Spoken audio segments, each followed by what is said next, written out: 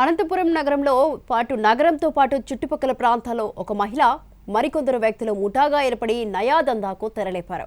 కొందరు real estate వ్యాపారులు, ప్రభుత్వ ఉద్యోగులు, చోటామోటా పొలిటికల్ లీడర్లను టార్గెట్ చేసుకుని ఈ దందా సాగిస్తున్నారు.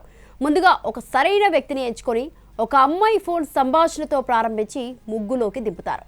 న్యూడ్ కాల్స్, ఇతరత్ర వ్యవహారాలన్నీ నడిపిస్తారు. తీరా ఒక నిర్మానుష్య ప్రాంతం లేదా ఏకాంతంగా ఉన్న ఇంటి వద్దకు తీసుకెళ్లి నాటకాన్ని రక్తి కట్టిస్తారు. సదరు మహిళతో ఏకాంతంగా గడిపేందుకు సిద్ధమైన క్రమంలో ఆమె భర్త, అన్న, అక్క, చుట్టుపక్కల వారంతా వచ్చి అతన్ని బ్లాక్ చేస్తారు. బెదిరించి ఎంతవరకు లాగాలో అంతవరకు లాగుతారు. ఇలా చాలా మంది ఈ ముఠాకు బాధితులుగా మారారు.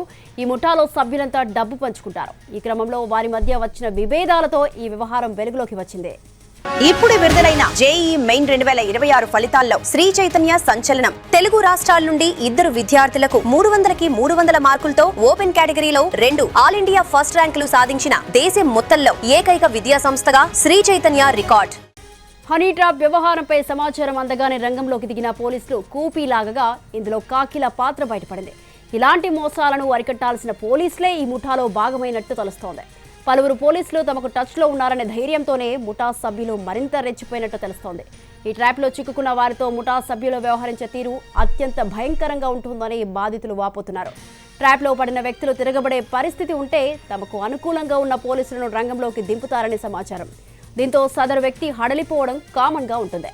మహిళను ఇబ్బంది పెట్టావు, ఆమె రేప్ కేసు పెడితే నీ పరిస్థితి ఏంటి అంటూ బెదిరిస్తున్నారు. దీనిని సీరియస్గా తీసుకున్న జిల్లా ఎస్పీ జగదీష్ ప్రత్యేక బృందాన్ని రంగంలోకి దింపి గుట్టు రట్టు చేసే దిశగా దర్యాప్తు వేగవంతం చేశారు. హనీ ట్రాప్ బాధితులు తమకు న్యాయం చేయాలని ఒక్కొక్కరుగా పోలీసులను ఆశ్రయిస్తున్నారు. మరోవైపు ఓ కానిస్టేబుల్ ముఠా సభ్యులతో మాట్లాడిన ఆడియోలో బయటకు రావడం సంచలనంగా మారింది.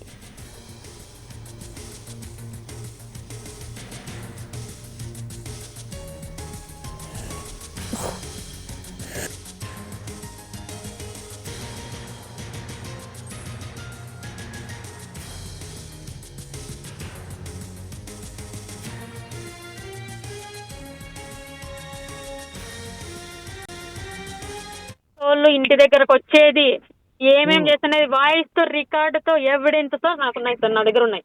ఎప్పుడు వచ్చినారు పోలీసులు? సార్ అది మీకు తెలుసో లేదో నాకు తెలియదు.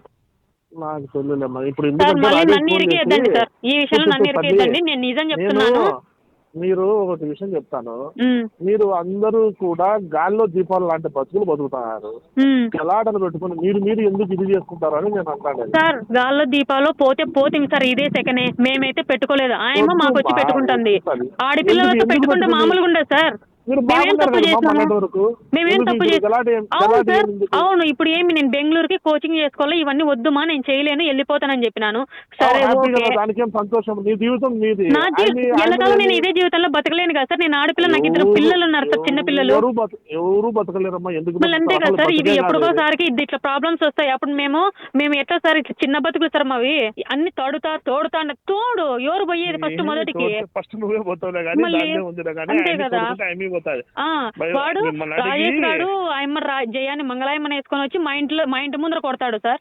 అంటే పొద్దున్న 2 కేసులు ఇస్తానని నేను చెయ్యనన్నాను సార్. నాకు ఇది వద్దనుకున్నాను. నేను నాకు 2 చిన్నపిల్లలు ఉన్నారు. నా మాట నేను మాట చెప్తాను, నీకు ఆ రోజు చెప్పాలనిపించింది, చెప్పండి సార్. ఫోన్ నెంబర్ నీదని నాకు తెలియదు. దయచేసి ఈ పనులకు దూరం ఉండు పాప. నిజం సార్, నేను అసలు దూరంగానే ఉంటే సార్.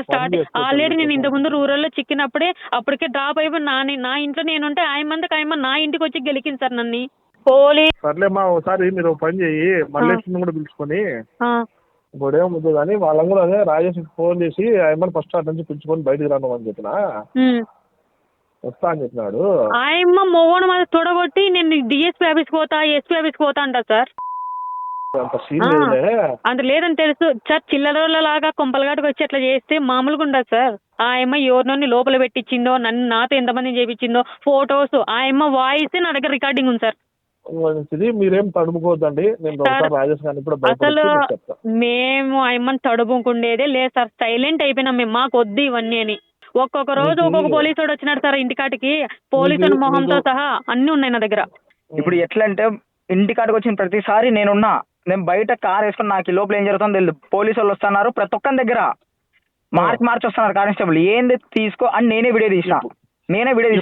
ఎప్పుడు వచ్చినారు సార్ ఆ డేట్లతో సహా నేను నా ఫోన్ లో ఉన్నాయి, నేను మొత్తం పెడతా. నేనే పోయి కాల్సిన ఎస్పీ ఆఫీస్ దగ్గర పోయి, సార్ ఈ కేసులో నేను ఉన్నానని, నేను లొంగిపోతా, నాకు శిక్ష పడిన పర్లే, ఉన్న వాళ్ళందరూ శిక్ష పడని అని కూర్చుంటే. నేనేమంటానంటే చెప్పేది, మగ పిల్లలు బయటపడేది వేరునమ్మా, ఆడపిల్లలు బయటపడేది వేరు. ఇంటి దగ్గర వాళ్ళు కొట్టలేనప్పుడు నేను అదే చెప్తాను, కానీ నువ్వు ఎస్పీ ఆఫీస్ కాడికి పో రేపు, నిన్ని ఎట్లయితే చేసిందో నువ్వు మొత్తం అన్నా చెప్పు, మొత్తం ఎంతమంది 100 మంది కానీ అందరినీ కలిసిన పిలిపిద్దాం, తప్పు మందే కానీ ఎవరు చేపించారో చెప్దాం బయట. అద్దో దీంట్లో మనమే కాదు, ఎవరో మొత్తం వీడియోలతో సహా ముందర పెడదాము, ఎవరో సార్ చూద్దామని చెప్పి అంటున్నాను సార్. అది ఏమి కాదులే తప్పుడు, నేను ఉన్నాను, నేను మాట్లాడి సెట్ చేస్తాను, మీ జోలికి రాకుండా చేస్తాను.